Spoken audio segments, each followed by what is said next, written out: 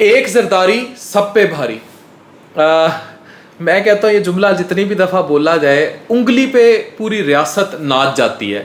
मतलब कि हैरानी की बात है कि एक पार्टी जिसकी अक्सरियत हो फेडरल में भी, और उसकी चलती हुकूमत को 3 साढ़े 3 साल बाद अड़ंगी दे के उल्टा दिया जाए, उसके बाद वही रियासत वही पार्टी इलेक्शन जीतती है पंजाब में भारी अक्सरियत से।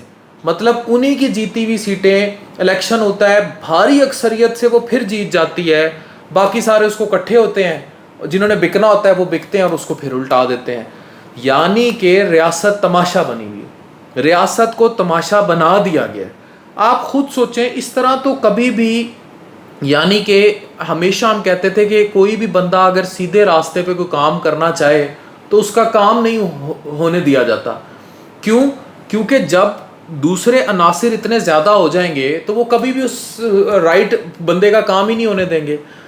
अभी आप लिटरली किसी भी जगह पे, ये बिल्कुल ऐसे आप किसी सरकारी दफ्तर में जाएं, एक बाबा जो 5 हज कर चुका हो, नमाजें पढ़ चुका हो, कुरान पढ़ता हो, उसको अपनी पेंशन का पैसा निकलवाने के लिए रिश्वत देनी है, क्योंकि उसकी 5 बेटियां ब्याने के लिए बैठी हुई हैं।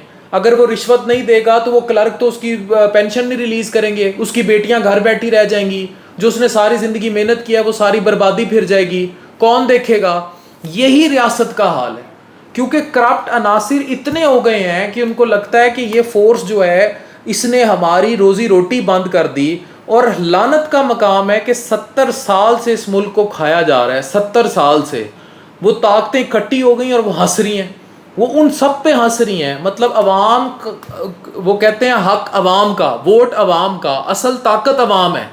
अगर असल ताकत अवाम है तो एक ही पार्टी जो अक्सरियत रखती है वो इतनी कमज़ोर क्यों पड़ जाती है, उसके बंदे क्यों इतने वीक हो जाते हैं कि वो अपना एक हुकूमती इनर्शिया बरकरार नहीं रख पा रहे। अगर ये रीत चलती है और ये लॉन्ग टर्म भी चलती है तो इस तरह तो कोई भी अक्सरियत लेगा उसको बाकी सारे मिलके उल्टा देंगे। और इस मुल्क के लिए कोई भी आप सोचें कि क्या ये यूक्रेन वॉर से भी बड़ी बात नहीं, क्या ये यूक्रेन वॉर से भी ज़्यादा ख़तरनाक नहीं कि आपको पता है कि कोई भी फॉरेन इन्वेडर अगर वो इस मुल्क को फतह करना चाहता है तो वो जितनी भी करप्ट पार्टीज़ हैं उनको ख़रीदे और हुकूमत उलट दे सीधे बंदे की, चाहे नून लीग का सीधा बंदा हो, चाहे पीपल्स पार्टी हो, बिलावल सिंसेयर होना, चाहे कल को पीटीआई और पीपल्स पार्टी मिले और वो उलट दे। नो डाउट एक जरदारी सब पे भारी तमाशा बनी हुई है पूरी रियासत, और इस तमाशे का कोई एंड नहीं है, इस तमाशे का कोई अखीर नहीं है कि क्या बनेगा इस मुल्क के साथ, क्या इस मुल्क का एंड होगा। लेकिन आप सोचें कि आपकी नस्लें किस तरफ हैं, कि क्या रियासती सतून, रियासती इदारे इस कदर कमज़ोर हैं कि एक शख्स की, फ़र्द वाहिद की सियासत और इकट्ठ ने सारों को तमाशा बना के रख दिया है और अवाम उस शख्स के आगे झुकी हुई है। अब मैं, क्योंकि ये हमारे बहुत पुरानी पॉलिटिक्स है एंड डर्टी पॉलिटिक्स है, इस पर बात करना भी गुनाह कबीरा है, तो क्या 10% हमने दरियाफ्त किया था? लफ्ज़ 10% जो है वो हमने दरियाफ्त किया था। कहते हैं ना आप लोग, आज रियासत क्यों उसकी गिरवी बन गई है, मतलब रियासत क्यों गिरवी रख दी गई है, तमाशा बन गया पूरी रियासत का, पूरी रियासत का तमाशा बन गया है। मुल्क डॉलर 250 रुपए पे जा रहा है, पेट्रोल महंगे पे महंगा हुआ जा रहा है, गरीब को रोटी नहीं मिल रही, मुआशी बदहाली अरूज पर है। इलेक्शंस होते हैं, वो पार्टी अक्सरियत लेने की कोशिश करती है, फिर तमाशा लगता है, फिर उलट दिया जाता है। बांदरों की तरह जो है पूरा मुल्क जो है वो तमाशबीनी का शिकार है और पॉलिटिकल इंस्टेबिलिटी अपनी इंतहा पर है। मैं उस दिन कह रहा था इससे तो अच्छा था कि पिछले ज़मानों में मार्शल लॉ लग जाते थे, कम अज़ कम मुल्क में कोई एक स्ट्रीमलाइन स्टेबिलिटी तो आती थी। आपको तो पता ही नहीं है आपके मुल्क का हुक्मरान कौन है। अभी पता लगता है हमजा शहबाज आ रहा है, फिर बुज़दार आ रहा है, फिर अब परवेज़ इलाही आ रहे थे, अब ये पुट्ठा तमाशा। फिर उस दिन भारी अक्सरियत से पीटीआई जीती है, उन्होंने फिर पकड़ के उलट दिया। तो इस मुल्क को चला कौन रहा है? Who is running this country? ये सवाल करें। इस मुल्क का अमीर कौन है? अमीर से भी ज़्यादा जो बड़ा अहम सवाल है, इस मुल्क का अमीन कौन है? इस मुल्क में अगर गरीब बच्चा मरेगा तो उसमें रोटी उसके पेट में कौन डालेगा? इस मुल्क के अस्पताल कैसे चलेंगे? मैं एज अ डॉक्टर आपको बताऊं, सेहत कार्ड बंद हुआ पड़ा है, लोगों के ऑपरेशन रुके हुए हैं, बाहर से दवाइयां नहीं आ रही, कार्डिक मेडिसिन जो लाइफ सेविंग ड्रग्स हैं वो नहीं आ रही। पाकिस्तान में जो साइकेट्री, जो सुइसाइडल थॉट से बाइपोलर डिसऑर्डर की जो ड्रग का सॉल्ट है वो डॉलर की वजह से इतना महंगा हो गया, वो इस मुल्क में इंपोर्ट नहीं हो रहा, वो इस मुल्क में नहीं आ रहा, और मर रहे हैं लोग। और ये बांदरों की तरह दांत निकाल के एक तमाशा उधर और एक तमाशा इधर। मुझे बताएं, रियासत का असल अमीन कौन है? इस रियासत को चला कौन रहा है? इस रियासत के मामलात कौन दे रहा है? बहुत अच्छी बात थी, इससे तो री इलेक्शंस करा दें। ठीक है, हमजा शहबाज ने अगर बनना है री इलेक्शंस के थ्रू आए ना।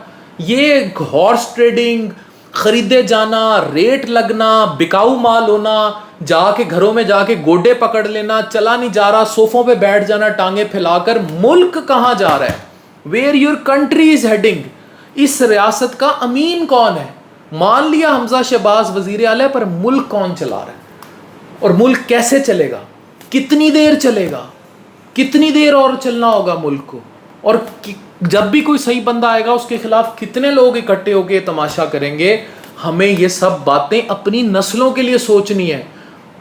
ना कोई यूथी है, ना पटवारी है, ना जियाला है, ना कोई और चीज़ है। हमारी पॉलिटिकल एफिलिएशन को पाकिस्तान के लिए होना चाहिए, गली पक्की कराने के लिए नहीं होना चाहिए, या मेरा मामा नून लीग का में काउंसलर है इसलिए नहीं होना चाहिए, या मेरा फलाना पीटीआई ने उसने मुझे 10,000 रुपया दिया था, उधार दिया था। ये पॉलिटिक्स ना करें, ज़ात की पॉलिटिक्स से बाहर आएँ, पॉलिटिकल एफिलिएशंस रखें, इसको अकीदे की तरह रखें, पाकिस्तानियत के लिए, मुल्क के लिए, मुल्क का सोचें।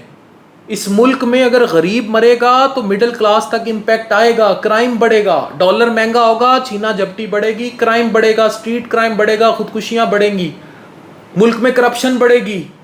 और ये लोग तो चाहते ही हैं कि ये हो, और बैरूनी ताकतें भी यही चाहती हैं कि ये हो, ताकि हम श्रीलंका साबित हो जाएं, हम बने श्रीलंका, हमारी बर्बादी फिरे। दे वांट दिस कि दिस शुड हैपन। और ये अगर इस मुल्क में हुआ और मुल्क की डिस्टेबिलिटी ऐसे ही चलती रही तो trust me, no one can change the fate of our generations to come. फिर इस मुल्क में रहने का भी कोई फ़ायदा नहीं। एक जरदारी सब पर भारी, लेकिन उस भारीपन की कीमत इतनी होनी चाहिए कि मुल्क बच जाए, आपकी नस्लें बच जाएं। डॉक्टर अफान